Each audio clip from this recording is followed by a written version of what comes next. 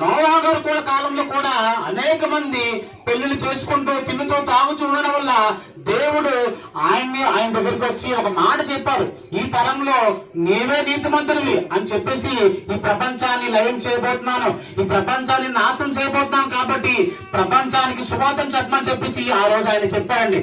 ఆ మాట చెప్పిన మేము కూడా సర్వలోకానికి వెళ్లి సర్వ సృష్టికి సువార్తను ప్రకటిస్తున్నాం. ఆ రోజు ఎలాగైతే నోవహు గారికి దేవుడు చెప్పారో సర్వలోకానికి వెళ్లి సర్వసృష్టి సువార్త చెప్పమన్నారో, ఎవరైతే నమ్ముతారో మరి ఓడలోకి ప్రవేశిస్తారు. అలాగే ఈ రోజు మీకు ఈ ప్రాంతానికి వచ్చినప్పుడు ఎవరైతే ఈ మాటలు వింటారో, ఎవరైతే ఈ మాటలు అంగీకరిస్తారో మీరు కూడా సురక్షిత ప్రాంతాలకు వెళ్ళిపోతారు. విజయవాడ ప్రాంతాలను చూసాం కదా, ఇలాగా ఆ ప్రాంతమే కాదండి మన ప్రాంతాల్లో కూడా ఏం చేద్దామని చెప్పలేం. ఇలాంటి పరిస్థితులు ఉన్నప్పుడు మనం అందరం కూడా ఏం చేయాలంటే ఇవన్నీ కూడా ఏవో మాటలు కాదండి, ఏవో మతానికి మాటలు కాదు, కులానికి మాటలు కాదు, జ్ఞానమైన మాటలు, జ్ఞానాలు చెప్తున్నాయి.